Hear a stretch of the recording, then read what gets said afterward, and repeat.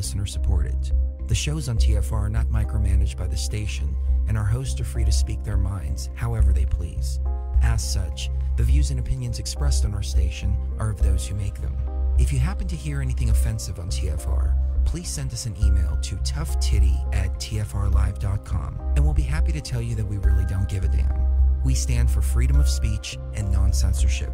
If you also stand for free speech, you can go to tfrlive.com/signup and sign up for a TFR supporter pass and help us in our mission to keep the airwaves uncensored and unregulated. TFR Live, your uncensored and unregulated protection from deception. Election 2018, California ablaze. I'm Ann Cates. The Associated Press is reporting that Democrat Kyrsten Sinema has been declared the winner of Arizona's open U.S. Senate seat, beating Republican Martha McSally. But the president wants a recount underway in Florida to end. Tweeting, the Florida election should be called in favor of Rick Scott and Ron DeSantis, in that large numbers of new ballots showed up out of nowhere, and many ballots are missing or forged. An honest vote count is no longer possible, must go with election night. Election night totals showed the two Republicans ahead comfortably, but since then, a place not favorable to Republicans slowly caught up with ballot counting, as the president pointed out last Friday, allowing the Democrats in Senate and governor races to get closer. Take a look at the total dishonesty of what happened with respect to Broward County. Broward has a decades-old history of sluggish vote counting. Bob Costantini, Washington. California continues to battle a deadly wildfire outbreak. 29 people have been killed by the Camp Fire alone. If that toll rises, it would become the deadliest wildfire California has ever seen. In the southern part of the state, the Hill Fire has burned more than 4,000 acres, and the Woolsey Fire has scorched more than 91,000 acres, including Malibu. Fire officials say so far this has been a wind-driven event, and that winds are expected to be a factor through at least Tuesday. I'm Omar Jimenez reporting. New satellite images show more than a dozen undeclared missile bases in North Korea, another sign that Pyongyang may be proceeding with its nuclear program despite promises made to the U.S. Correspondent Brian Todd. A State Department spokesperson telling us that President Trump has made it clear that if Kim Jong-un sticks to his commitments, denuclearization and eliminating his ballistic missile program, that, quote, a much brighter future lies ahead for North Korea and its people. The CIA declined to comment on this new report. On Wall Street, the Dow fell more than 600 points. I'm Ann Cates.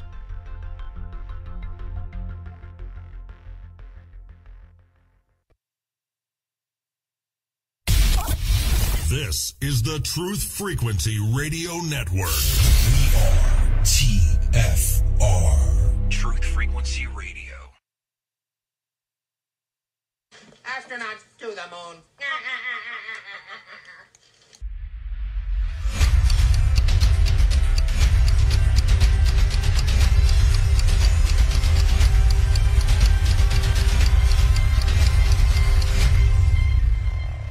10, 9, ignition sequence start.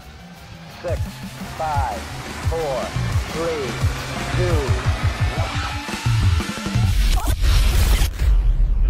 1. Not to get off track here, but I feel like we're in the Truman Show, and we're in a snow globe, and they just shook it up.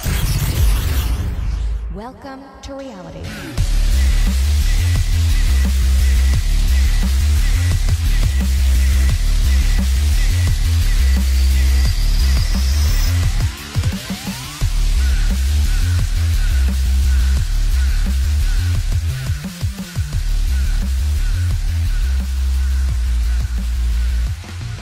Good evening, ladies and gentlemen, boys and girls, and children of all ages.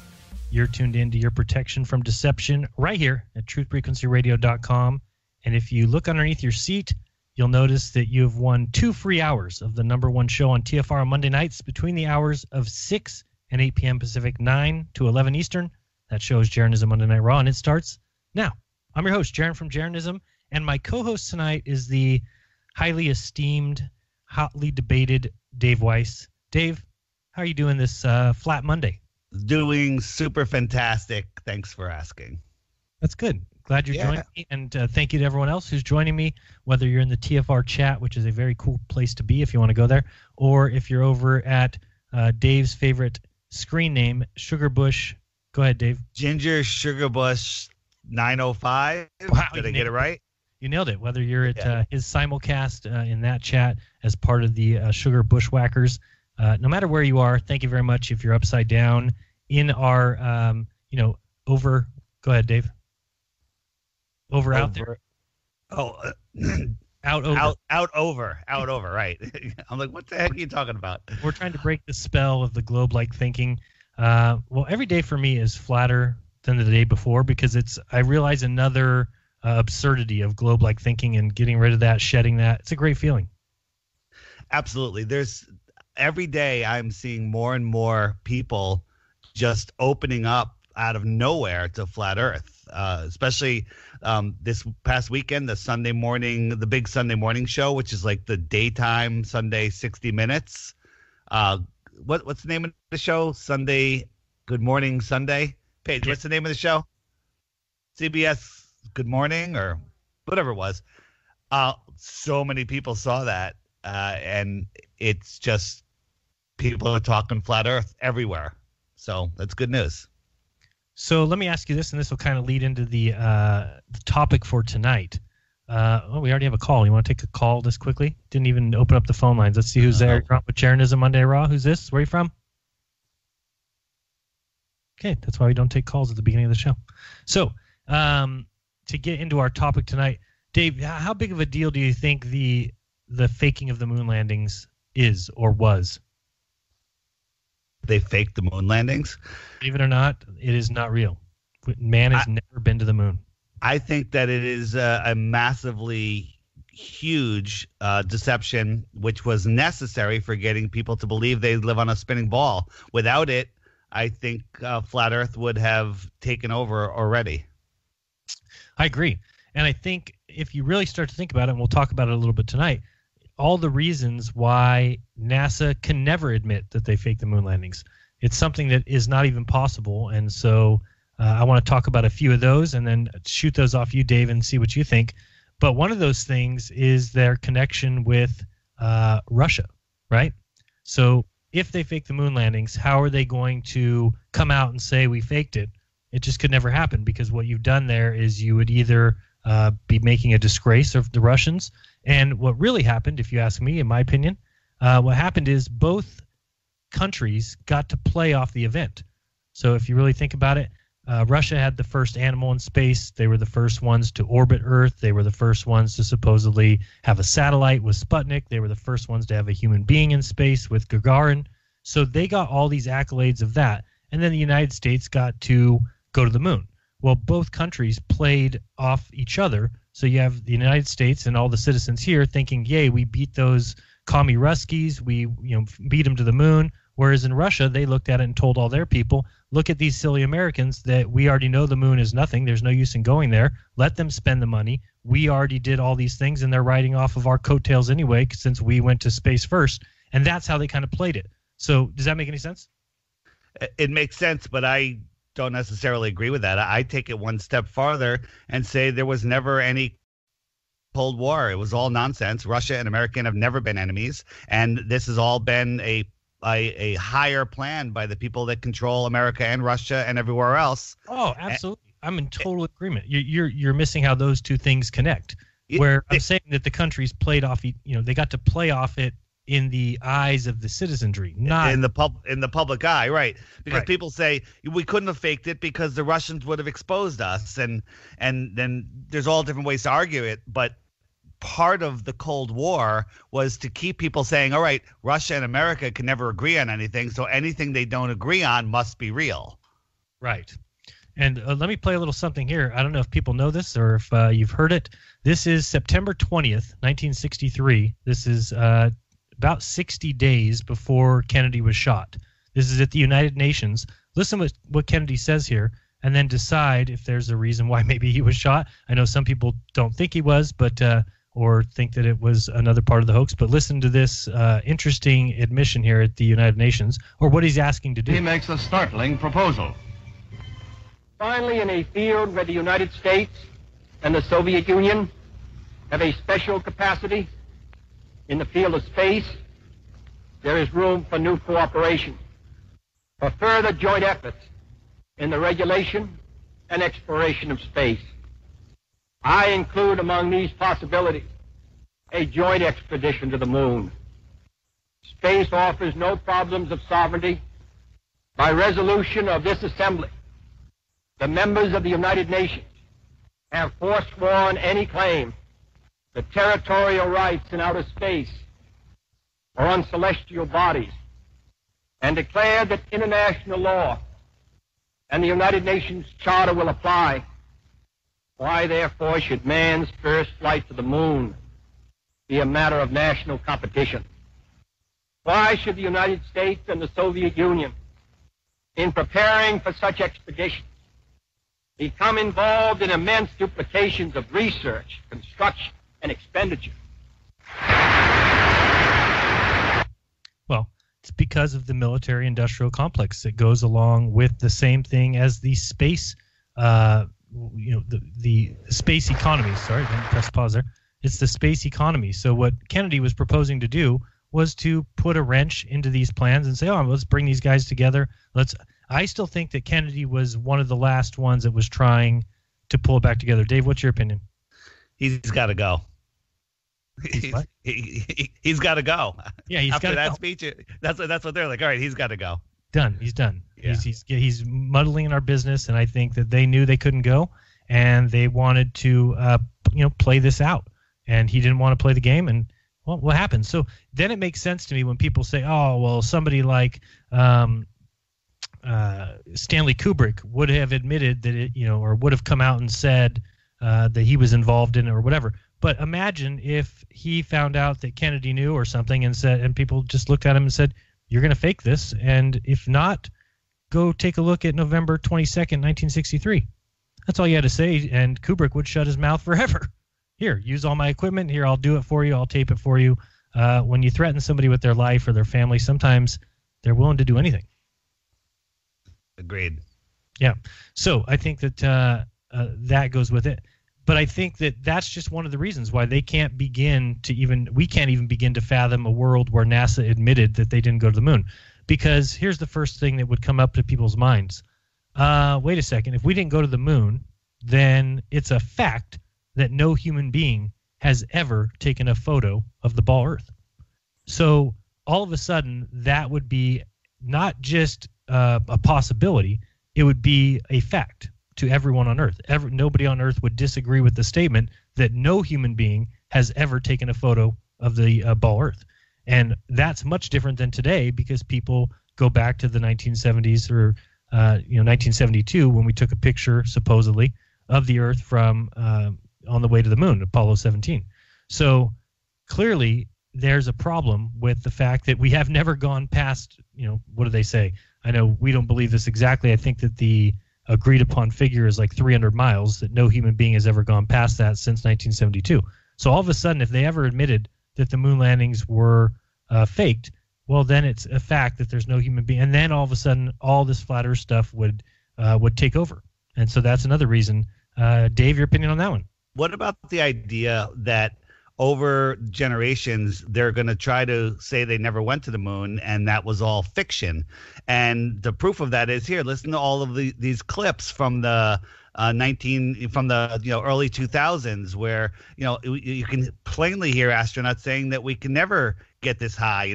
We can't go higher than low Earth orbit. They keep saying that again and again. That's not getting erased from YouTube. What's getting erased from YouTube is all of the evidence, all of the fakery of the moon. And then when we're dead, we have kids that, aren't really being taught this stuff. And I think that they're literally trying to rewrite the books and make the moon landings go away. It's a possibility. Well, I've thought that before, but that's why I've started to think, why they can never admit it. And in my opinion, what you're saying is, again, the problem would become, then where are all these photos of Earth coming from? And people need to start recognizing that the value that's behind a person, behind a camera, is that the person can take a photo, look at the photo, and say, yes, that's what I saw. They're coming from the Lagrange point, where we have satellites floating in between the gravity of the Earth and the sun. Here's the problem. With a satellite photograph, there's nobody that would not understand that goes through a computer before it's output. So that's the one thing that even if satellites are real, let's say every satellite is real, let's say every Galileo mission and every Voyager craft ever sent was real. Let's just pretend. And that is pretending. It's a huge stretch. But let's pretend that they're real. Every image that's ever come from them has had to go through a computer processor. So when you are in charge of that computer processor, you're getting data back through streaming, whatever. It could be through Wi-Fi, through satellites, whatever you want to believe that they're using at that time. And it has to be processed. So nobody's getting a print, a photograph, and saying, here's the photograph. So the problem becomes, if they ever admitted we never went to the moon, then there is no human being that's ever stood behind a camera, taken the picture and said, yes, that picture is what I've seen. That's what we have with these liars that say they went to the moon. They're telling us, oh, no, what we see in those videos is what we saw when we were landing on the moon. I mean, what a joke. Dave, you ever heard the landing audio of Buzz and Neil Armstrong landing, how they're just nonchalantly like 10 feet, 5 feet? You ever heard that? I didn't they land and go, oh my God, look at the Earth. It's amazing. Look, that's where we live. The Earth. Amazing. Look how big it is. None of that. No worry. I mean, first of all, I would have landed, and the first thing I would have said to you is, there's no effing way we're getting off this thing. Like, how do we, there's no way. We really think we're going to launch this thing again? We just landed it. Like, when did they test this rocket? And then you would tell me they never have. We're in the vacuum of space on a different body with 1/6 gravity. I'd be like, we're fucking dead. We're done. Right. I love the point you brought up a while ago, and I use it all the time, that they never said Earth when they're on the moon. They never said, look at the Earth. Just think about when you're in an airplane flying home from somewhere to your local airport and you see your house. You tell everyone on the plane, look, that's where I live. That's my house. I live right there. That's my house. I'm 35,000 feet above it. This is amazing. Yeah, and then you have to think that you're going to have the Earth that's going to be sticking out, probably 4 times as big as the moon looks from us, and it's going to be full. I mean, it's just, and you're 250,000 miles away. Yet those guys didn't even ever say the word Earth while walking on the moon. And that would only make sense to me if they were on Earth. Then you would have you would kind of forget to look up into the sky and say, hey, look at the Earth, because you're on the Earth. True. Very true. Yeah, it's a joke. Go ahead. No, that's it. I'm just, I was, I'll tell a quick story. I was at the farmer's market where I seem to be having lots of flat Earth interactions. So there's this one lady that I told the story on the podcast, and we were talking flat Earth. I was talking with a friend, and she overheard, and so I schooled her on flat Earth, and then 2 weeks later I go back, I see her again, and she's like, well, I don't believe it because I've been indoctrinated my whole life that it's a ball, so it must be a ball. Following week, her daughter, 12-year-old daughter, she goes, you won't believe what happened. My 12-year-old daughter said, hey, Mom, did you ever look into the flat Earth? Because I think the Earth is flat. So now she's totally looking into flat Earth. So this weekend I get there. I walk in. It's a rainy farmer's market. And she has 2 older gentlemen standing there. And she looks at me. She goes, hey, flat Earth. I happen to have a flat Earth big map on my hoodie. And the 2 guys, they kind of laugh. And just laugh like, oh, that's funny. And then they looking at my shirt. They go, wait a minute. What? And I said, look at my shirt. Flat. This is where you live. And that was going to be the end of it. We got into a 10-minute conversation, and the one guy's argument was, I'm getting to the part that goes relative to our story. He goes, well, his daughter also brought up flat Earth, so the kids are asking their parents about flat Earth. That's good news. He goes, my daughter brought it up, and I said, honey, if you use logic, because if you watch a boat go out over the ocean, it disappears from the bottom up. And I totally said, if I show you that that's wrong, I can show you that you're under mind control and how that's wrong. And I explained P900 and the whole deal. And he's like, that's interesting. And wait, where was the story going? The story was about the moon. And then he goes, wait a minute. We landed on the moon. So how do you explain that? I'm like, we didn't land on the moon. He goes, wait, he just couldn't take it. And that's my litmus test. If you're trying to talk flat Earth with somebody that believes we landed on the moon, you got your work cut out for you. Long story to make that point, but there you go. Good point. No, it's a good point. And totally, yeah. if they can't get past that, because that is the tough one. But that's why I think it's so important too, is getting people to recognize, I think it was on Globebusters yesterday, Eru was showing some pictures of the LEM as it sat on the moon. And really, you need to just look at it yourself and decide whether or not something made with what looks like construction paper and what looks like, some shower rods, maybe a few chalices taped to the sides. I mean, the thing looks like a complete joke. And you're supposed to believe, and I think one of the, called a litmus test or whatever, what you need to think about doing is, would you trust that thing dunked in water? I know it's a little bit more pressure underwater, but it's still talking about it being leak-proof. Do you think that there would be any leaks? It's absolutely ridiculous. I say it looks like the Little Rascals built it, but that's kind of embarrassing to the Little Rascals. It reminds me of when we watch these SpaceX launches and they show the camera angle of the glowing rocket engine with all that tinfoil there that you can see flapping in the wind a little bit. Mm-hmm. And these things are going supersonic. You saw my video on the shuttle and what's the plane that goes faster than the Concorde? The spy plane. The 70. What's the name of the spy plane? I don't know. The B-52? No, whatever. The plane that it goes like Mach 3, and the thing is so slick. Like if you look at it straight on, you can barely see it because it gets so hot that it expands 6 inches. The Blackbird, yeah. Yeah, or S-70. And meanwhile, these rockets are going 10 times that speed or faster, and it's got this loose tinfoil out there that doesn't rip. It just baffles me that people can look at that and still logically not just discount the entire program. Yeah, it's one of the biggest ones. I mean, it should be the biggest one for you to at least recognize, wait a second, what has NASA really done? Because what they've done is they've rode the coattails of their supposed moon landing for 60 years. And that's the only reason that they exist. That's the only reason people like them. They think that it propelled American ingenuity and that it showed our prowess and our intelligence and what science can do and what math can do.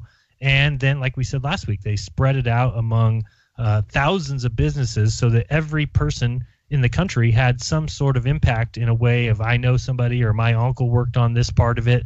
And what that does is you go home and you sit and watch it on TV and it happens and you just assume, because they weren't in an era where they even were probably thinking it could be faked, and then they believed it.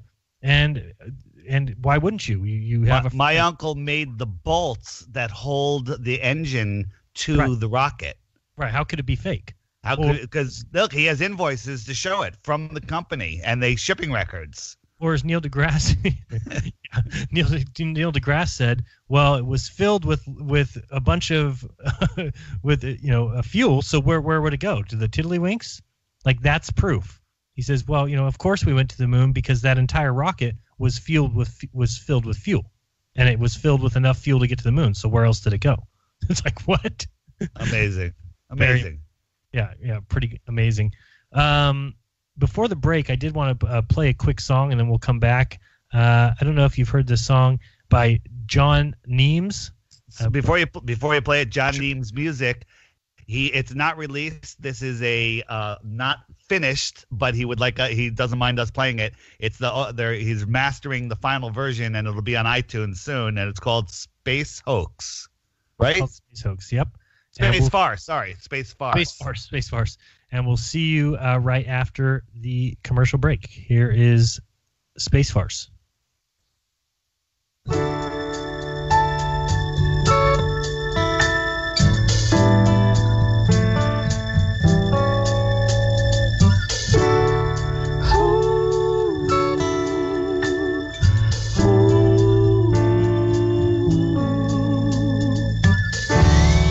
Hey, boys and girls, there is no outer space. We're on a flat world. They fooled the human race. We all fell for it before.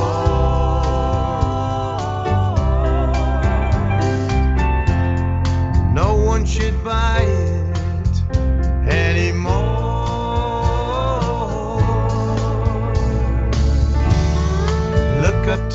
sky. The sun goes around you, then look up at night. The moon is doing that too.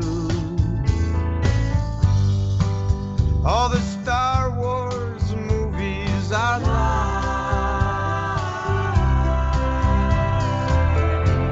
'cause space can only be in your mind.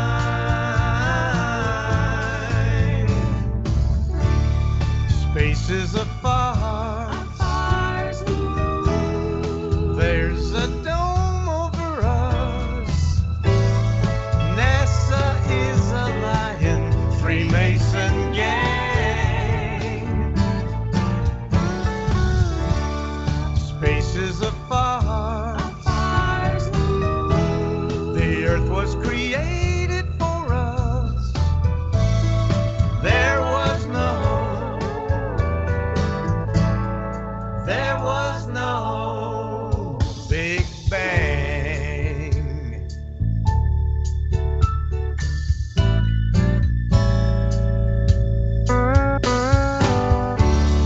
Hey, Mom and Dads, time to wake you up. You see you've been had and programmed long enough. We all fell for it before, and no one should buy it anymore.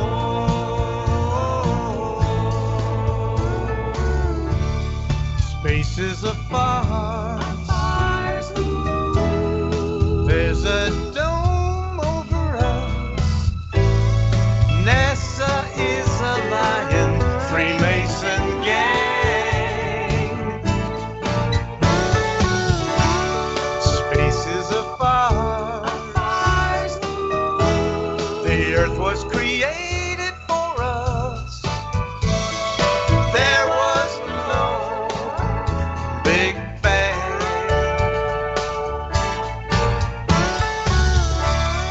Space is a farce. There's a dome over us. Astronauts were never drinking Tang. Space is a farce. The Earth was created for us. There was no Big Bang.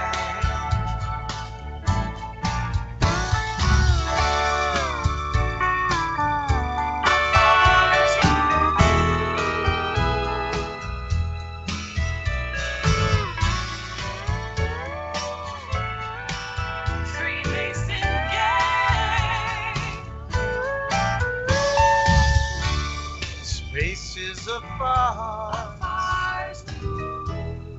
We were created, yeah. I thought that was so good. I was laughing so hard when I heard that today. There was no Big Bang. He is right. And the astronauts never drank Tang. Well, they may have drank Tang, though. That's the thing. They may have drank Tang, but they certainly didn't do it very far from Earth. But I think they may have drank Tang. Anyway. So, hey, moms and dads, don't go anywhere, because when we get back, we're going to talk a little bit more moon landing. But what I want to know, too, is if anybody out there wants to call in and tell me why they believe that we went to the moon. I would love to hear that. Why is the moon landing the only thing that's gone backwards, or at least NASA and technology as far as space travel? Why is it the only thing that's gone backwards, and not just slightly, but more than anything else in history over the last 60 years? Give us a call. Check out John Neem's music on iTunes. We'll do that when we get back. Plenty of songs. Nobody hears us. All right, that makes sense. Be right back.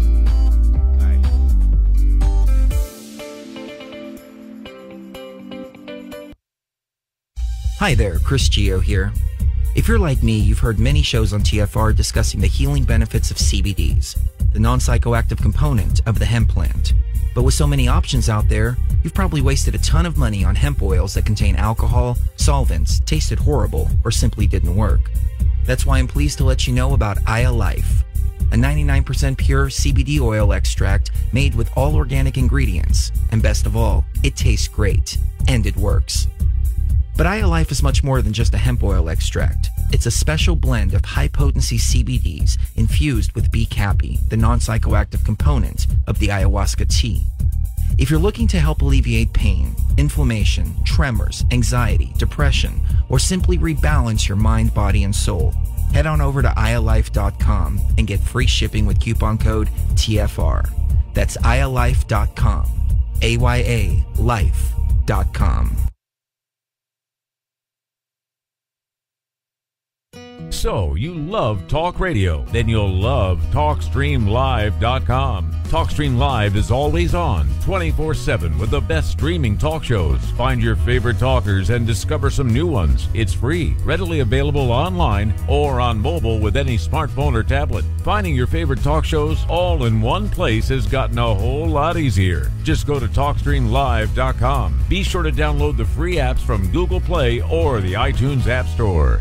If you have hard water, the Lime Scale not only leaves white spots, it clogs pipes and breaks down appliances, costing you hundreds of dollars in energy and wear. Eliminate Lime Scale and other water issues like brown staining and bad odors with HydroCare water products available from Wave Home Solutions. Wave's affordable water systems don't use salts or chemicals. You'll love the way your water tastes, smells, and looks. Satisfaction guaranteed. For more information, go to bestwater123.com. That's bestwater123.com.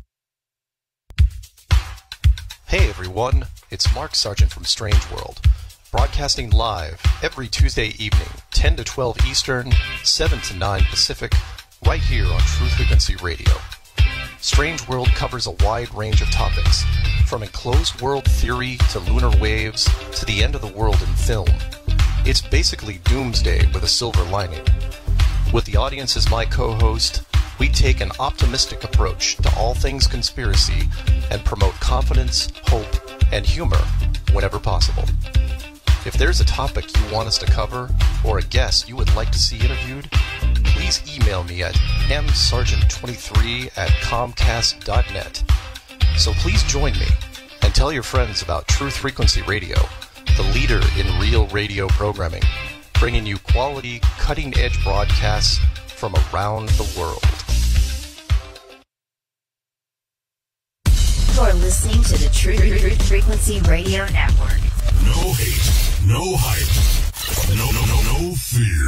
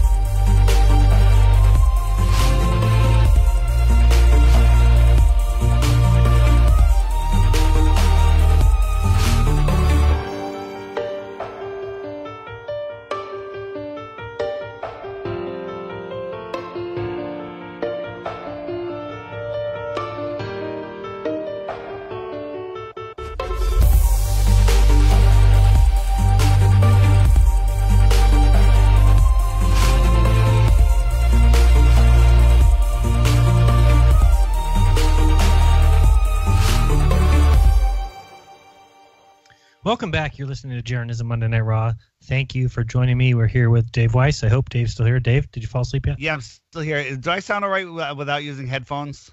You sound fantastic. That's great. Thank you so much. Did you not like hearing me in your head?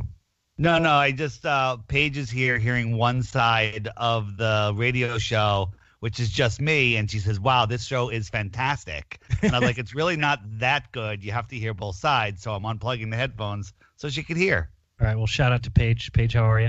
I heard you did a little flat smacking yourself. So thank you very much for joining that group. Dave, you want to tell us about it? Which flat smacking at the music festival? Or yeah. You said you started to talk to some people. Yeah, we're walking around and handing out chemtrail cards and that because they were spraying the heck out of the skies. And I said, here, take some cards, find somebody, and hand them out. And I left her alone for a minute, and I come back, and she's got a group of people, and she's flat smacking them. That is awesome. Yeah, and she did have a 30-something-year-old woman NASA fangirl who was just like being totally obnoxious, but she did really well. Very good. Yeah. Yeah. I've seen 2 people in the last 2 days with one had a NASA shirt and one had a NASA sweater. Oh boy, it's devastating. They're everywhere. Everywhere you look, there's ball Earth programming, NASA everywhere. So let's go to the phones. If we may have summoned this caller. You're on with Jeranism RAW. Who's this? Where are you from? Hey, Jeran. Hey, David. How are you? Doing good. Is this Ginger? Yes, it is, David. Yes, it is. I thought the rule was no shortening the name. Oh, is this Ginger Sugarbush 905 Bushwhacker? Yeah, you can call me Ginger. That's fine. I'm not out to promote my crap because I'm nothing compared to the big scope of things. I almost said Big Bang, but we'll go with the scope. There was no Big Bang. Did you hear the song by John Neems? Oh, it was great. It was fantastic. Right. So no Big Bang. I really enjoyed that before you went to break. Thank you. But I got 2 quick questions. First part to the question is, David, do you like wrestling? Do I like wrestling? Were you a wrestling fan? Never was. You interviewed never Jericho. Understood it. I know. You don't want to get into this on the show because I'll get upset. Oh. Okay. Oh, because Jeran loves So my question wrestling. is for actually Jeran. We Jeran, bring do you up a remember sore a subject for WCW Jeran. wrestler named Vampiro? Of course. Really? I do remember him. 98 to No, I don't. 1998 through 2001. Yeah, I remember him. Like, he totally. I missed him completely. Oh, you were sleeping. But, you remember that guy? Yeah. Speaking of WWE, WCW, have you seen the Jake the Snake Roberts Resurrected documentary? Not resurrected. No. Last I saw was he was looking for crack. Yeah, they actually showed behind the mat when he's. Oh yeah, beyond. Now, did I tell you that I'm actually in that film? Mankind and the Do Not Quit match. Absolutely, yeah. The I Quit match. Yes, I was in that documentary film for about 2 seconds. You can see me and a buddy kind of waving at the camera. But no, watch that documentary. It's on. I believe I saw it on Amazon Prime Videos. Called Jake the Snake, the Resurrection, and everybody should watch it. It's really good. If you like wrestling, you'll love the documentary. But yeah, I definitely recommend it. Did Diamond Dallas Page fix him up? Well, how do you know Dallas Diamond Page is involved in this if you haven't heard of the documentary? Because I know DDP helped out Kevin Nash, not Kevin Nash, Scott Hall. Yeah, that's Razor Ramon. There you go. That's what the documentary's about. Yeah, it's about Diamond Dallas Page. Oh. He's got some yoga program. I can't remember the name of DDP Yoga, I think is what it's called. And yeah, he saves kind of Jake the Snake's life. Jake the Snake's like 300 pounds, and then goes through a transformation, ends up about 240 or so. Same thing with Scott Hall. Scott Hall was ready to die. I mean, the guy was in a wheelchair, just had given up. Oh. DDP said, come live at my house, and after like 6 months or a year, he's back on his feet. Great documentary. Anyway, I know it has nothing to do with the show, but if people enjoy I'm sorry. They will like it. And if you don't know who Jake the Snake and Roberts the Vampiro thing. And Dave, do you not know who Jake the Snake Roberts is? I'm afraid I'm going to take the fifth on this one with both of you because I don't want to cause problems. But you got to know Coco Beware. If you don't know Jake the Snake. You guys are all right. All right, I'm in. You guys are speaking French to me. I don't know any of this. And this upsets Jeran because he's such a big wrestling fan, and I keep getting on with these wrestling shows with these big wrestling guys, and Jeran says I never invite him and steal all his material. So All of that is true. All of that is true. No, what is true is that Chris Jericho, and yeah, he did steal my material in the way that he said, what do I say to him? And I'm like, we'll say Raw is Jericho. I mean, say that Flat Earth is Jericho, which he did, and he thought that was funny. But yeah, I was kind of upset about that. And then who else have you been on with? You've been on with Conan. That you've heard that one, right, Ginger? He's a wrestler? He was a WCW wrestler. And who else was on that show? I think he was on with Juventud Guerrera. Weren't you on with him too? Yeah, and they had me record some intros recently, so they keep playing them in their shows. So it's good. Flat Earth is out there. It's everywhere. It's good. And Jericho surprised me. He actually listens to you. He's not I have to just say. No, he didn't. I have such a low opinion of wrestling, but Chris was one of the best receptive interviewers I've heard, and not just with me, with anybody. He asked a question and he listened to the answer, and then he's like, okay, you got me there, let's go to the next point. And he didn't. I just thought he was very receptive. That's my opinion. Maybe I'm blind. No, I saw David honestly though, for that Jericho interview, you said we are not a part of the Flat Earth Society in the first 2 minutes, if not less than that. And in his extra, he's like, and check out the Flat Earth Society. I know, but that was an honest annoying. Mistake. That was he actually texted me afterwards, and he realized he had said that, but he didn't edit it out on the show, so who knows? Yeah, he's part of the whole thing. He's part of the whole thing? He's part of the whole thing. He's part of the whole scam to make Flat Earth look stupid, but I don't believe that. All right, Ginger, any final questions? We got phone calls. Ginger Sugarbush 905, no shortening of the name. Gosh, I forgot. I thought he said we can call him Ginger. No, you can shorten it. It's cool. I'm okay with that. All right, we're going with Ginger. So this is the question out of left field, guys. So on Globebusters, Jeran, you were talking about the Morgals video about some dude looking like some lady that accused him of something. I did not talk about it at all. So you didn't listen to the show well, but go ahead. Well, no, I know you briefly brought upon it, or maybe it was Bob that did that. Sorry, it was Bob. But yep. So Bob brought it up. So it's a whole Beaver, Cyrus, and I know John has mentioned it was George W. Bush and Charles Manson did the same kind of thing. So my thought is, what do you guys think about the human cloning? Because it's something that I heard out there ages ago, and I didn't put much thought into it. But I don't put it past the possibility of everything. That's a different take. And I can hear everybody else just sighing in the background.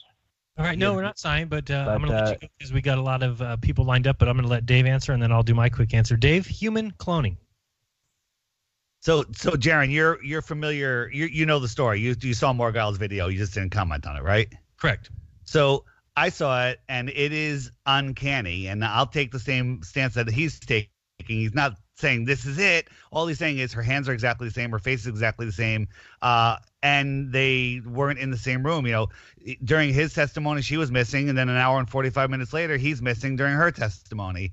The elite do stuff like this to us. Look at Obama and and Michael. That's all I'll say about that. It doesn't surprise me, and I'm not discounting it because I can't. So you're saying that it could possibly be a clone situation? That's possible too, but to me, I don't know. It's not something I really want to get into, but Bob said it. It is fascinating. If you haven't seen the Morgals video on Kavanaugh and his accuser, you got to watch it. I didn't watch it for a week, and then I watched it, and I'm like, Jesus. I'm positive that they, for some reason, faked a 20-person limo accident in New York. So, there's no doubt. It's faker than everything else that happened around here. Yeah, so I mean, once you start realizing that they're just willing to do anything like that, I wouldn't put it past them. I mean, as far as cloning goes, no, I don't think that they can clone humans. if they can, then you kind of have to give up eventually, because then that's just ridiculous if somebody can do that. But I don't think they can clone humans. I think what might happen, which may cause these stories of cloning, is if you can do mind control, which I think they can easily do on somebody. If you can mind control somebody, and then while they're on mind control, let's say that I'm some rapper and I go up on stage because I won some award and I say some things, but I'm under mind control. Then I come home and 2 weeks later I'm watching the thing that I was on, and maybe I don't remember being there, and so I start saying, oh, that's a clone of me. I mean, I could see people who would get confused if you're mind controlled and don't remember doing something, but then see yourself in pictures or videos. They say, oh, that's a clone of me. So I think that's kind of what happens when you start talking about the things that, like, B.O.B.'s talked about before. I think that they definitely can have certain people that they control the mind of, and it may be that small group of people that are hypnotizable. And Dave, you can tell me about that. I mean, the fact that you can hypnotize people, right?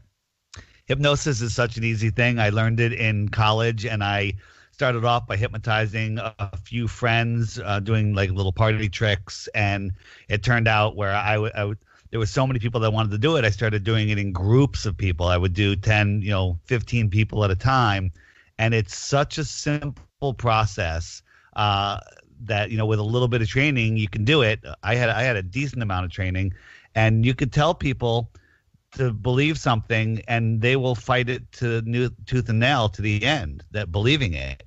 And I've seen a lot. People say you can't believe everything you see. I saw it live. Have seen it enough to know that it can happen. But I've seen somebody told their name is, it's a Karen, and they say your name is Jim, and that person will fight you if you try and tell them that their name is not Jim. And the power of the mind is so strong. One of my buddies in the quad, his girlfriend was one of the people that I hypnotized on a regular basis. Once you hypnotize somebody, if they, we have an agreement that when we do it in the future, you don't have to go through the whole induction process again, and you could just, take them down in a split second. And he didn't believe some of the stuff that we were doing. We did study stuff. Like, this girl skipped class. We had a seminar, lecture hall class, skipped it all semester. And we had a test coming up, which was 100 terms defined. It was actually a computer class. And I gave her my notes. I hypnotized her. I told her to read through the notes once, and then she would remember them verbatim. And she got like a 98 on the test just after reading the notes once. But he didn't believe it. And he said, all right, tell her that she's not ticklish, because this girl, she goes, he's so ticklish that, he can barely touch her. And I told her she wasn't ticklish, and he tried to tickle this girl, and she would just stand there like, you guys are idiots. I'm not ticklish. Wow. Yeah. And then when he was done, I said I had to remove it. And I said, when I count to 3, snap my fingers, you'll be back to just like you normally were. Everything will be normal. And he had stopped tickling her literally 2 or 3 minutes ago. I snapped my fingers, and she fell on the floor and laughed for 10 minutes. She couldn't get up off the floor because it was all still inside her. Weirdest story ever. Crazy. I'm excited to take this next call. We have John Neems himself, I believe. John, is that you? Oh, right. Hello. What's going on? Hey, I just want to thank you for playing my song. It's great to hear it. It's the first time one of my songs was played before it's actually released, so I really appreciate that. Well, thanks. I feel special. Can you tell people, though, real quick, because I do a good job, where they can find your stuff, and if you have a website or somewhere they can go? Yeah, I have many songs, as David knows. My new album, Full Disclosure, that came out earlier in the year. I've got many videos. One, Jeran, you'll love. It's called Programming the Masses to Be Dumbasses. You'll love that one. I've got videos for just about everything. I wrote a song for David, too. It's called Deep Inside the Rabbit Hole, and that was my first Flat Earth song. And I've got songs about everything. My song I released about 2 months ago has already been censored in many places. I won't say the name right now. But I've been writing music since I was 18. I'm 66 now. And I feel like I've just begun. John, you can say the name of the song. We're on TFR. You can say anything here. You can say the name. Okay, the name of the song is Living in the USA, and apparently they don't like the truth. Truth is not hate speech, by the way. I don't use any profanity. If David wants to pull that one up and play that one, you'll love that one more, in fact. I think I heard you. Have you heard that one, Jeran? Yeah, heard it yesterday. Yeah, living in the USA. Have you heard my 6 million when I go after the Hollahooks? Oh no, I'm sorry. That one's. That's the one I heard yesterday. John, where can people find those now? Because I know you got taken down on one site. Where can people find your Truth songs? Oh well, I'm back. I can release again at CD Baby. You can find. I had a guy buy all my songs. Just another flat earther. He lives, I believe, in Australia. Most of my flat earth friends are in Australia, and I tell people that's because they know they're not upside down. It's like, come on, you know. But johnniems.com, JOHNNIEMS.com. You can find everything there, and cdbaby.com.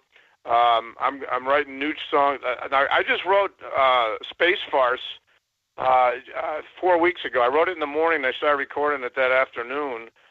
John, I'm writing them faster than ever. In fact, you gotta set up a camera in the studio when you have these choirs in there and people playing the backup music. I want to see the making of one of these songs with these people singing. Are they all flat earthers?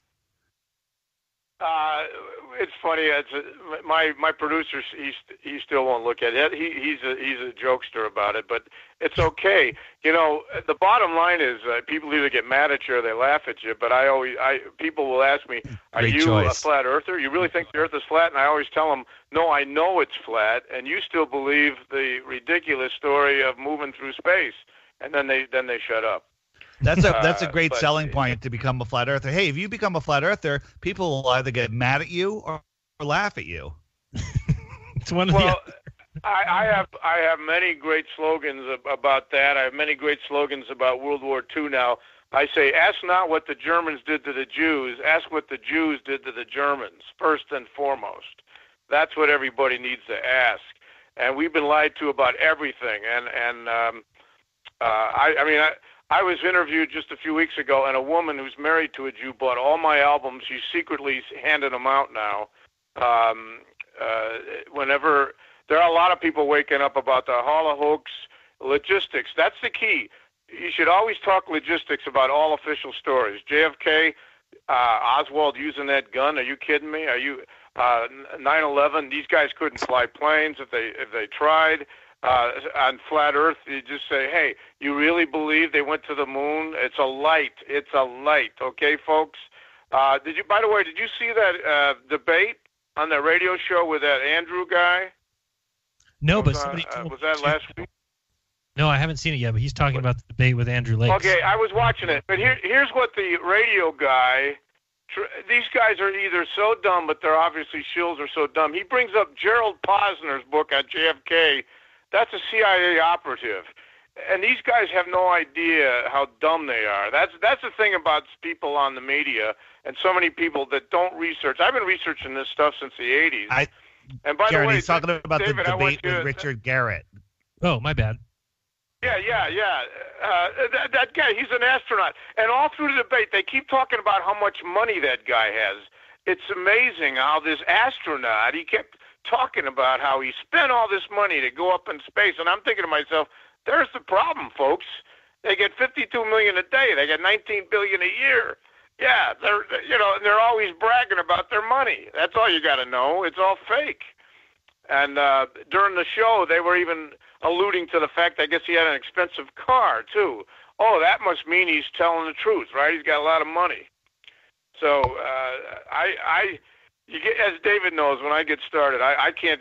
I'm like, just ask me one question about anything, and I'll start talking for hours about it. There's no stopping, John. And, so, John, before we let you go, I want to let people know if you're ever in Las Vegas on 9/11, just go to the New York Hotel on the street, and John will be there with signs and banners and books, handing out 9/11 stuff. I've handed out thousands of 9/11 DVDs. I was a 9/11 truther on 9/11, and I was a no-planer way ahead of people like David was. I knew Israel did the whole thing from top to bottom, and that's the problem. Every truth movement I've been involved in, I've either gotten kicked out or I had to leave because I didn't want to look at everything. Here in Vegas, on Flat Earth, I was in a Flat Earth group, but I couldn't take it anymore. They never wanted me to talk about the Hollahooks. I couldn't talk about that. I said, wait a minute, this is Flat Earth. shouldn't I be able to talk about everything? And they said, well, a Holocaust, that's not that important. Are you kidding me? Are you kidding me? What the heck? So every truth movement I am, but I got more songs. Now, Jeran, if you want me to write a song, I wrote one for David, Deep Inside the Rabbit Hole. You've heard his song I wrote. Now, which one should I write a Jeran song for you? You write a song, I'll play it on my channel. I don't know, whatever you want to do. Well, yeah. Well, give me some. David will give you my information. Tell me stuff. I'll write a song for you, man. Jeranism. I love your videos. You're fabulous, man. Keep doing it. Much. Yeah, and I can't wait to listen to the rest of your music. And say the name of the album again that just came out. Well, the album that came out is Full Disclosure, and on the back I have a great quote by Mark Twain. Don't let schooling interfere with your education. Yeah. That's where it all starts. Programming is what we are at school. And when someone gets a degree, I say, well, now start to deprogram yourself immediately, man. It's ridiculous. All right, John, thanks for calling in, man. Thanks a lot. Yeah. Hey, David, you're my buddy, man. And Jeran, it's great to talk to you finally, man. I love your work. Keep doing it, man. Hey, and go see the movie about Neil Armstrong. Everyone wants to go see that now. It's not doing so well. Go see A Star Is Born. It's getting much better ratings. A Star Is Born. Oh, there's another joke. Anyway, great talking to you guys. Hey, keep playing my stuff, Jeran. And David, talk to you soon, man. All right, man. See ya. Appreciate it. Man, that may be the shortest phone call I've ever had with John. Well, I thought it was a good one. So John's great. John is the man, and I look forward to talking, and we talk often. Yeah, and I can't believe you just broke down my whole paradigm. That you mean that free education I got wasn't for my best. It wasn't for my own good. You gotta be it wasn't. We were talking earlier. I learned all the truth. I learned all the truth about everything. They handed it right to me, and I just had to regurgitate it, and that's how it all works, right? I can say what you said earlier when we were talking about the education system. You know, like when they get together and say, hey, this is what we're going to teach the people. Do you remember what you said? I could say it. Go ahead, say it. But basically, you know, the elite get together and like, all right, what are we going to put in the schools? Are we going to put in stuff that's going to make these people smart, challenge our authority, question our power, or are we going to dumb them down to the point where they'll just be good little slaves and not even know what's going on? And we know what the answer is. Yeah, you just have to put yourself in a position of power, and obviously we know that the people who elevate to those top positions and become rich are the people that'll step on your neck and do whatever it takes, lie, cheat, whatever, to get to the top. And then those people get together at big parties and decide they're the ones who put out the textbooks and everything that you send your children to school to learn. And what do you think? That it's going to be in there, all the secrets to life, all the answers, so that everybody growing up can then challenge their power and go after their money? Or do you think it is meant to keep them as dumb as possible, all believing the same thing and thinking that they're smart? You got Red's rhetoric. He'll run around and tell you how smart he is and how brilliant he is when his knowledge will never go anywhere. It'll never get him anywhere because it's just the knowledge that they want everybody to believe, to think that they're smart, and they can go around and spit numbers which mean nothing to reality. Doesn't matter what numbers you give me, it's not going to make me believe that I'm spinning on a ball, flying through space, and all the other malarkey that goes with it. I tuned into the Nonsensiker show, just out of curiosity. Hey, do they still have? I still have to ask this question. Do they still list their own names as Lyle? And you know what? I didn't even look, because I look at the guy and all I do is see one of those French poodles or whatever it is. The Cocker Spaniel. The Cocker Spaniel. That's all I see. But they had a guy on talking about LIGO and all the data they got from LIGO, and they're talking to him like, "Wow, can it sense two black holes?" And he's like, "Well, yeah." And so in the chat, I went in and I just said, you know, is this a religious show? Because there's nothing that you guys are saying that have any proof. And they're like, the proof's right on the screen, and they're showing charts and numbers. And I'm like, wow. Sad. So sad. Man, so sad. All right, well, we'll talk more about that. So if you're listening, don't go anywhere. You are listening to Jeranism Monday Night Raw, and when we get back, we'll take more calls. Get in line, 213-233-3998. Get in line, talk to us about anything, or tell us how the moon landings happened. Don't go anywhere. We'll be right here.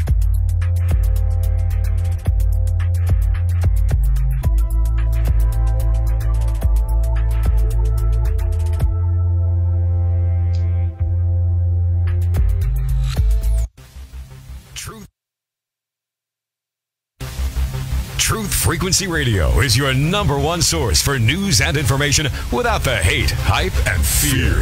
We're proud to feature cutting-edge programs like Beyond the Veil with Chris and Cherie Geo, X Squared with Brooks Agnew, Paranormal Portal with Brent Thomas, Jeranism RAW with Jeran and Missa, Fearless with Frank Castle, Strange World with Mark Sargent, The Eye of Ra with Ra Castaldo, The Infinite Fringe with Billy Ray, Ironworks with Josh Corey, The Kev Baker Show, and dozens more. Did you know you can listen from any telephone by dialing 641-793-7117 or call into your favorite show toll free at 833-TFR-LIVE. Uncensored talk and news you won't hear in the mainstream media.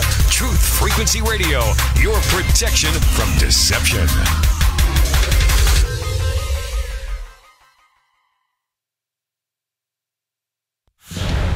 Arizona winner, Florida recount. I'm Ann Cates. A winner has been declared in Arizona. Democratic Representative Kyrsten Sinema beat Republican Representative Martha McSally to win Arizona's U.S. Senate seat that is currently held by Jeff Flake, who decided not to run for another term. Sinema is a former liberal activist who became a centrist member of Congress, and her win follows years of Democratic shutouts in Arizona at the state level, showing that the longtime Republican bastion could become a swing state. I'm Mike Cremidas. With the Thursday deadline looming, a recount continues in Florida for the races for governor and U.S. Senate still neck and neck.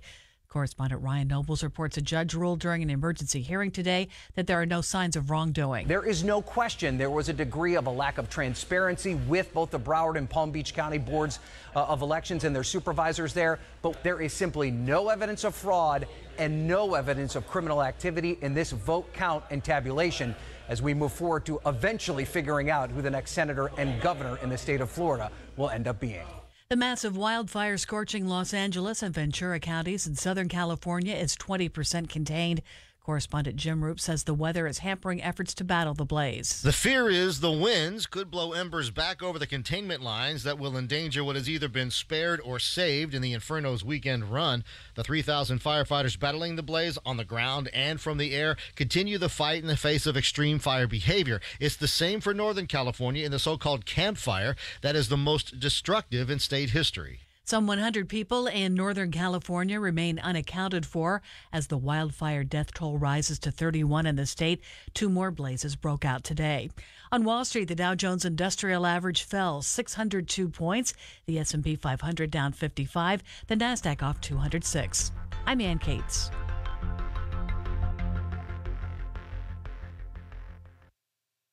You are now tuned into the Truth Frequency. We are TFR. Truth Frequency Radio.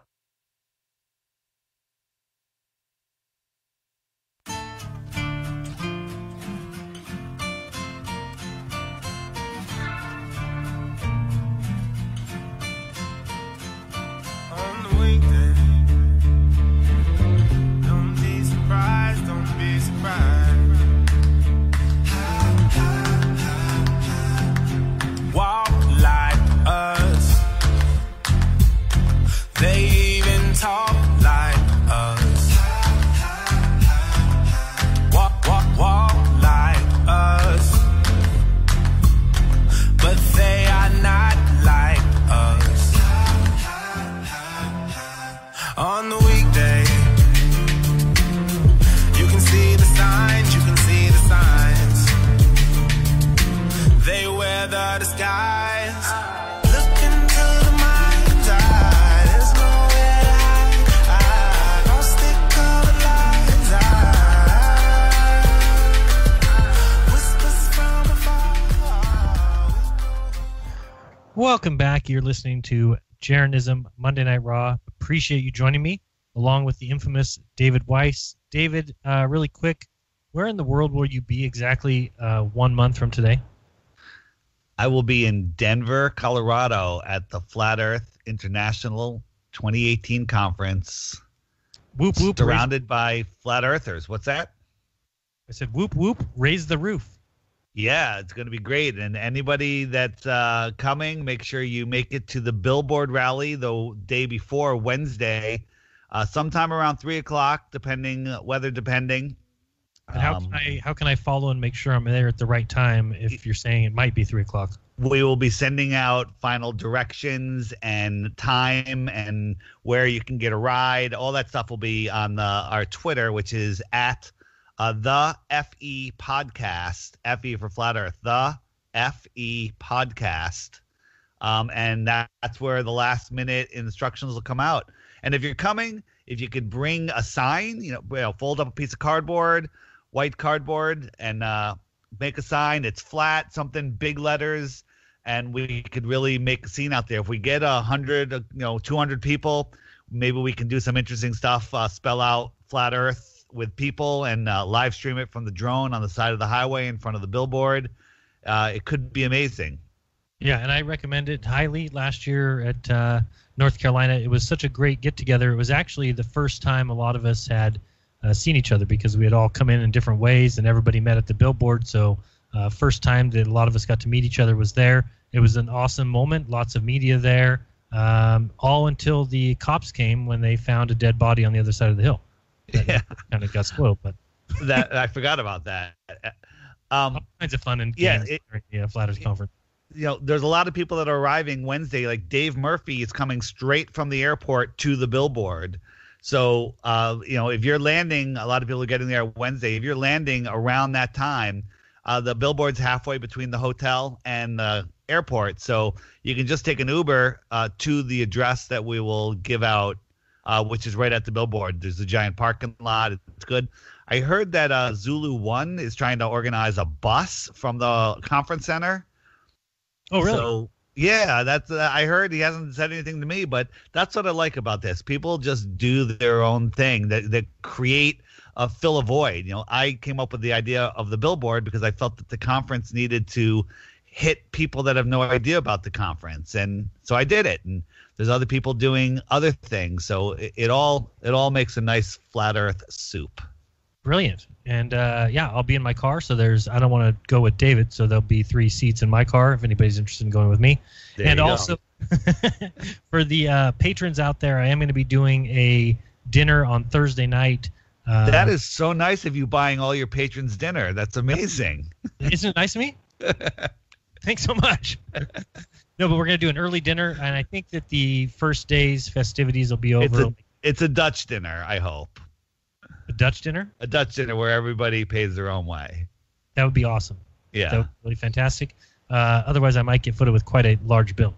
Yes. Well, it depends. It depends how many of my patrons are going. If it's 4 patrons, then I will certainly cover the bill.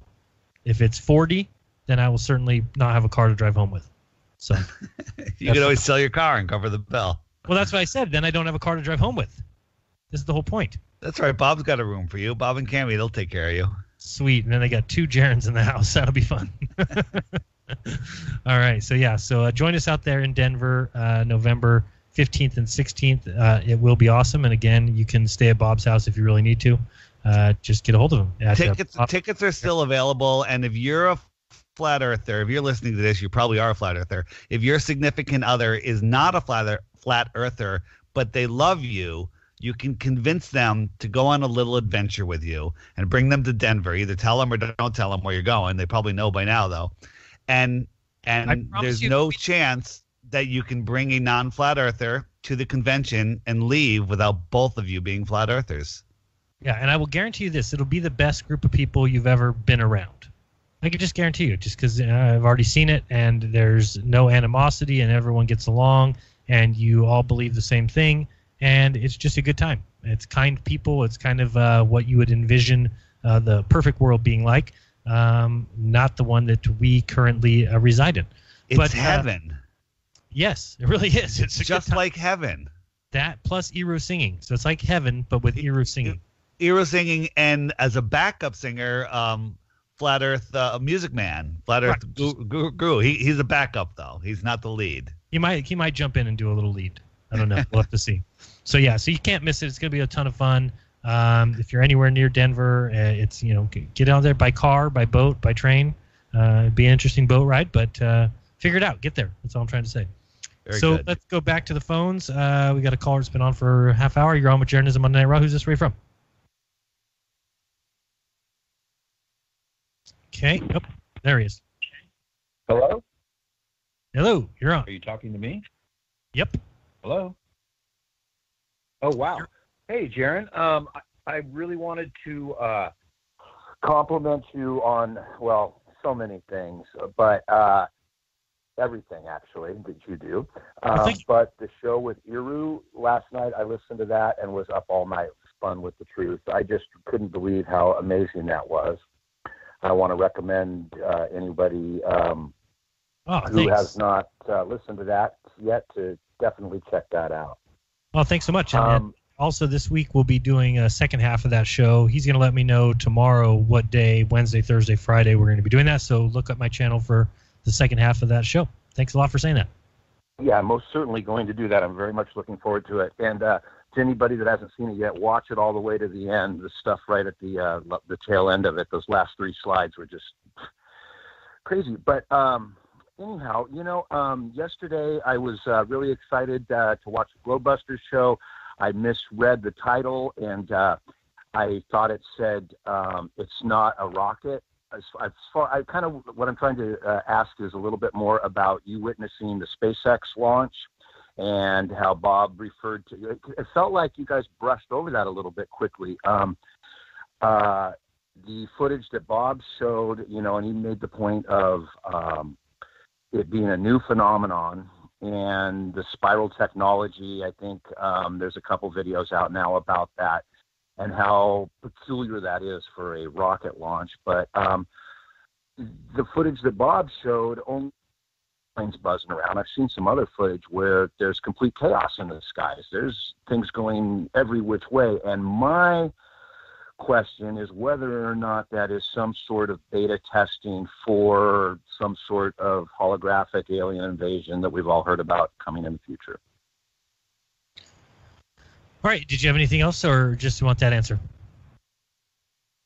Well, yeah, I was just kind of curious about what you witnessed, and Sure. You said that you didn't think it looked holographic. So it seems so peculiar. It seems to me that they're just it seems to me that they're conditioning people to get used to witnessing stuff like that in the sky. Absolutely. I mean, that's it to me. And I don't think, this is just my opinion, and I never like to discount anybody else's research, especially if I haven't done the research into that certain section. So, I haven't done any research into spiral technology. To me, what it seems like that they're doing is they're doing a grand light display, something that wouldn't be very hard for them to do. Launch a rocket into the sky with basically a light show attached. And the higher you can get that rocket, the further out people can see it. So in this particular case, if that rocket was at its peak, say 100,000 feet, which is as high as we can get balloons, or we can get them to 110, 120, then that would be able to be seen from where I am, from 250 miles away. Certainly, it seems like that's the case. If a balloon got up that high, as we've seen Dwayne Kellum's balloons get up that high, I can see from his balloon footage north of San Francisco down to past L.A. So I know that from that 100,000 feet viewpoint, you can have about a 250-mile view either way, kind of a radius. So to me, and I don't just jump in on Globebusters and say, I don't agree with you that it's that, because I'm very interested in all of it. To me, though, it just seems very obvious. The thing got up as high as it could get, and then went horizontal, and then went back down into the water. So are they able to, at some point of the ascent, send back the first stage and have it land? Well, obviously it looks like that's what they're doing.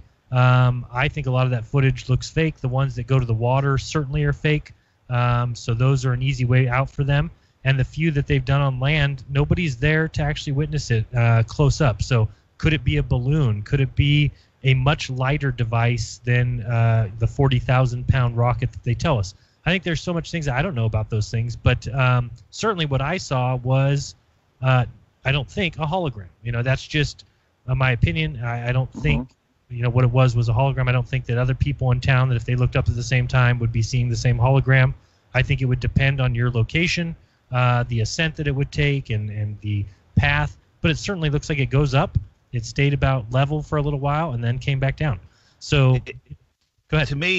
To me, they're launching something. Who knows how big or how small it is. And as you pointed out on the show, there's very little flame at the beginning. It lights up in the sky, and to me, I think they're projecting that light from somewhere else. Did you see I believe UAP channel had it where it showed a rocket where the lit part of what was coming out of the bottom was 20, 30 feet behind the rocket. Right. Yeah. It always looks like that. And to me, it just looks like steam that's being lit up, or steam or smoke or something that's being lit up with a high intensity light or energy beam, laser, whatever it is. But what that light that you're seeing is the sunlight. I mean, that's what it is the sunlight from far away is lighting that area up. That part of the sky is still lit. Okay. So I mean, that's in my opinion, but it's not very high, and that's why we, that's just why I think we see lots of those things that we see in the sky that we think we shouldn't see, but we do see them.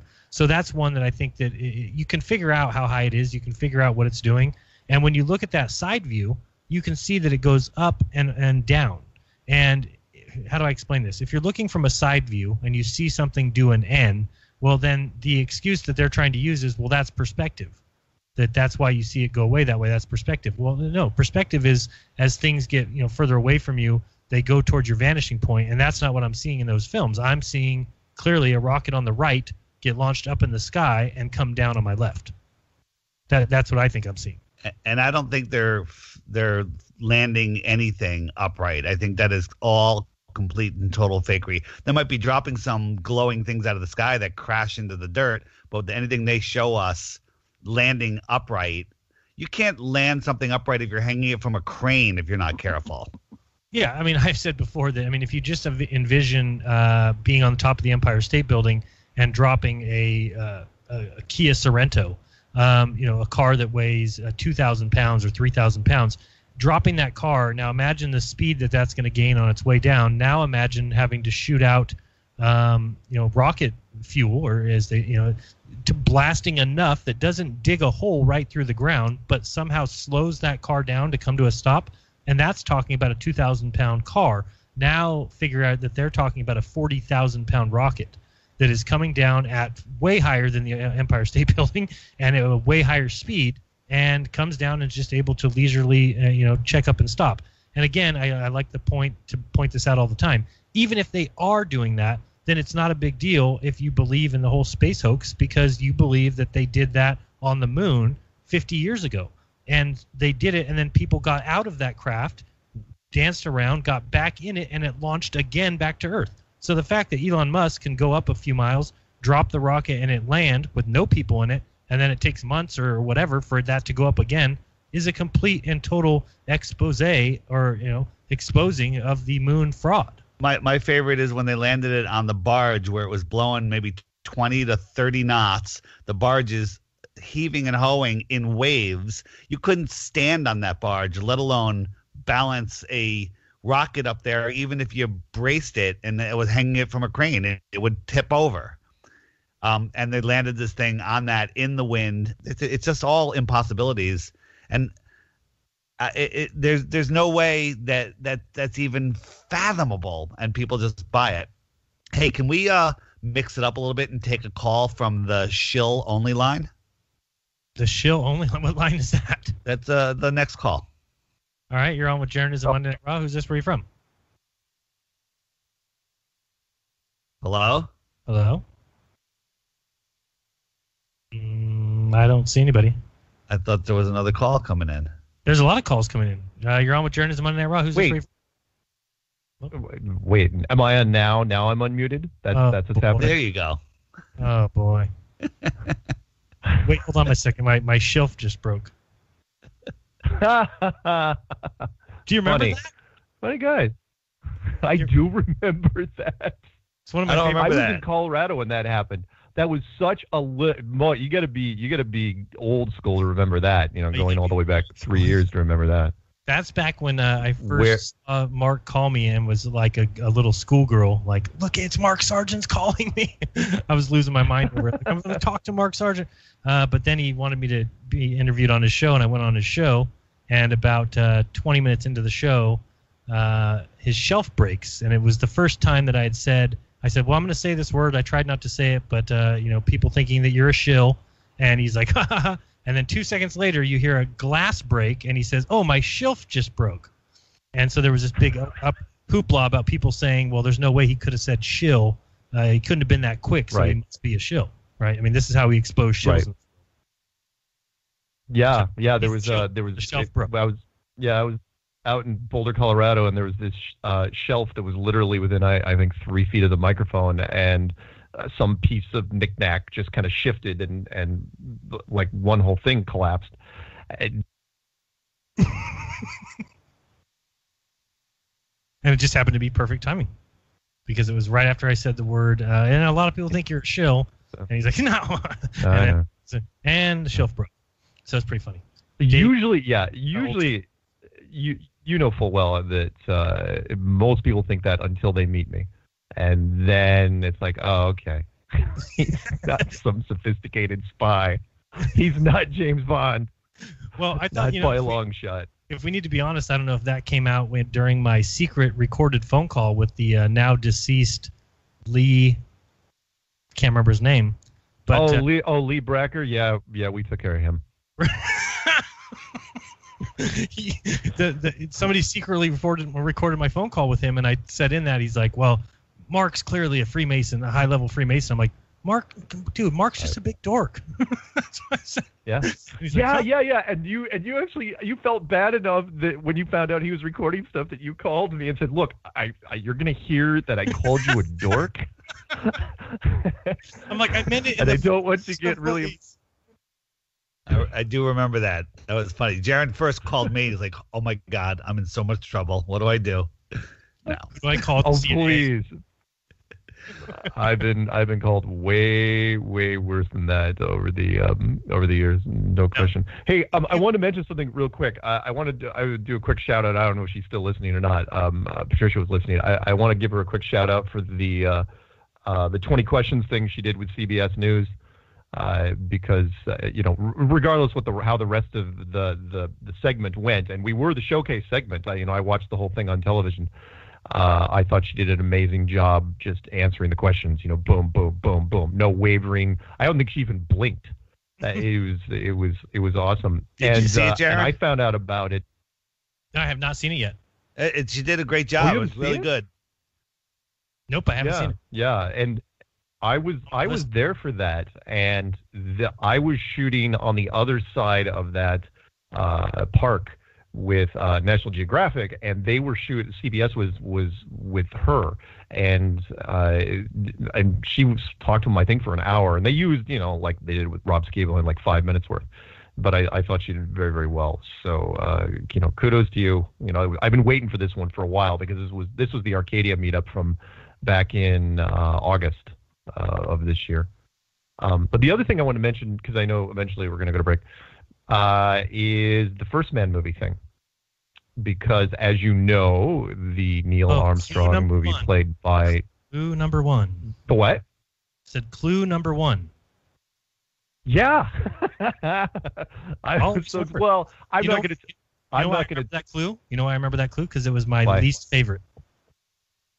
It was Skiba's least favorite too. he's got, I don't know why you led with that. I didn't think it was that strong.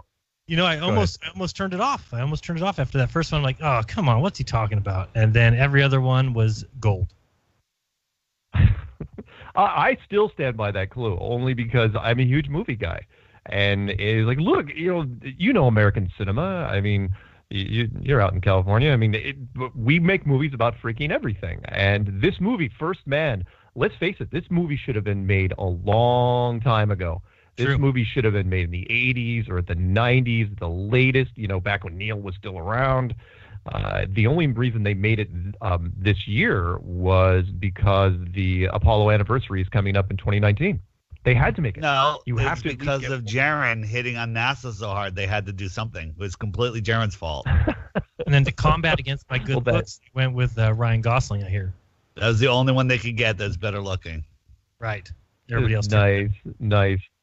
The other thing I wanted to mention was, because the headlines, because it came out on Friday, And the headlines, which are interesting, the top 3 headlines in Google are New York Times, First Man is no match for Venom and A Star is Born. That's not a good sign. What a crappy superhero movie and a musical. Well, it's a remake of A Star is Born, going all the way back to Chris Christopherson in the 70s. The second one's from BuzzFeed News. David's trying to tell me to go see that. Said, don't make fun of it. David's trying to tell me to go see it. For fear of sounding not manly, The Star is Born is probably the best movie I've seen in 10 years. Well, you're no longer manly. I've heard great things.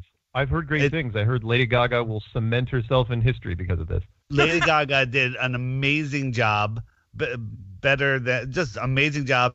And what can I say about Bradley Cooper? He's just dreamy. Oh boy. He is the man. He had me hooked when he played the raccoon in Guardians of the Galaxy. That's where I was hooked. That's where he lost me. Yeah, fantastic knowledge. No, just a really good movie, and it actually has a good message, basically that the music industry will steal your soul, and it was a fantastic movie. And if you're gonna go see it, try to see it in a Dolby surround sound theater because the soundtrack is Emmy Oscar award worthy. Right on. You know what? I will have a chance to see it on Saturday because there's a film festival out near Little Rock, Arkansas that's flying me out, and I think I have all day to kick around before I have to answer questions. So they're going to watch the documentary, and then director, producer, nobody's going to be there but me, and I'm going to go up and field questions on stage. That ought to be fun. All right, can't wait to see that. You have somebody record? Yep, in a room full of globalists. Although they've been getting 90 minutes of getting hit with flat Earth concepts, and then they get to ask questions. So it should be interesting. You'll be fine. There you go. Yeah, I think it'll be fine. The other thing I want to mention was the Huffington Post article, which was I couldn't make this up. It was the third one in, called "Here's What Moon Landing Deniers Think of First Man."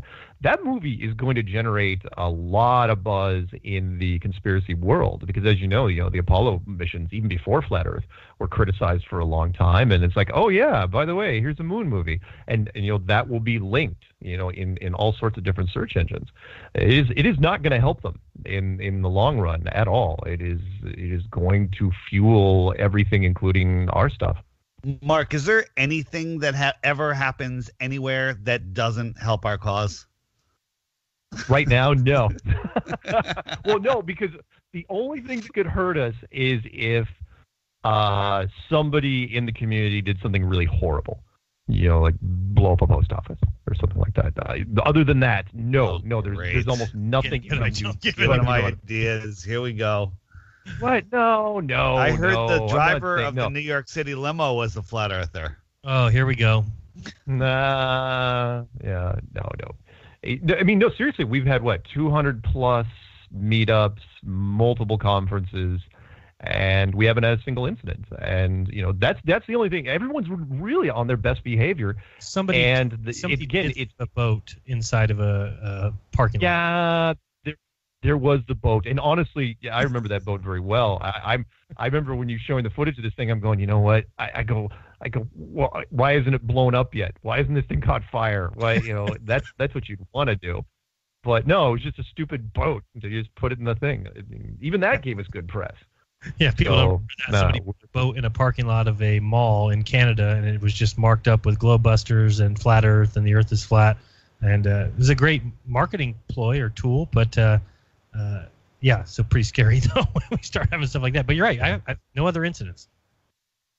No, we've been really great, and I'm looking forward to the Denver conference and seeing you guys again. And by the way, I think you guys make a great team. I don't know if this is a permanent thing or what you're doing here.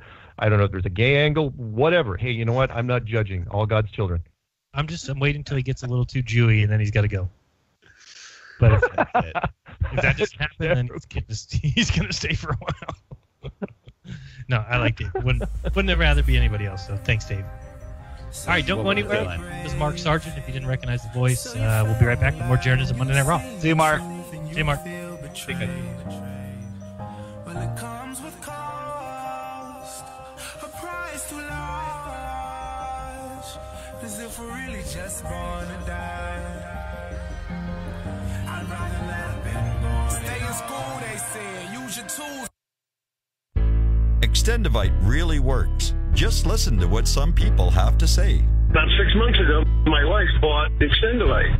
She didn't tell me she was giving it to me. So after about 3 days, I said, maybe the weather's changed or something. I said, my legs feel really good. And she goes, well, I've been giving you this stuff, and it was the Extendivite. And you know that I'm about 75% better. I can actually climb stairs now, and I can get up out of chairs. I can even get down and, I have to work under a table or a computer table and work on a computer. I can actually get back up off the floor. You know what? It's an amazing product. I didn't think anything short of having surgery was going to help. Extendivite is only $69.95 for a 2-month supply of either capsules or liquid. Call now. That's 1-877-928-8822 or visit heartdrop.com. Extend your life with Extendova. I'm getting older and noticing that my body just doesn't work as well as it used to, so I like to keep fit as possible by hitting the gym a few times a week. Recently, I started having a nagging bicep pain, and it got so bad I couldn't even lift the weights. When I was complaining about it to a friend, he told me about AngioPrim. He said chelation helps remove toxins, heavy metals, and cholesterol in veins and arteries that may cause blockages. After just 1 week of taking AngioPrim, the pain was gone, and now I'm back in the gym full strength. Scientific research proves the active ingredient in AngioPrim has superior oral chelation action that helps promote cardiovascular health. So to learn more, go to angioprim.com. That's ANGIOPRIM.com, or talk to a trained consultant. Call AngioPrim toll free at 877-882-7221. You'll feel better with more energy. Call 877-882-7221 or go to the website angioprim.com. Travis Cook, America's Evil Genius, here to invite you to join us every Tuesday afternoon here on Truth Frequency Radio. No, on our show you will not see a bunch of three-piece suits or a cocktail party, and you certainly won't see a bunch of inside the Beltway banter. But you will see eye-gouging, crotch-kicking, no-holds-barred political discussion, the likes of which you won't see anywhere else in media. America's Evil Genius. We come to you every Tuesday from the outskirts of war-torn St. Louis, Missouri, where there's always a good race rider sex scandal just around the corner. Join us every Tuesday, 3 p.m. Eastern, 2 p.m. Central, and noon on the left coast right here on TFRLive.com. America's Evil Genius, Travis Cook, on TruthFrequencyRadio.com. No hate, no hype, no fear. We are TFR. Your protection from deception.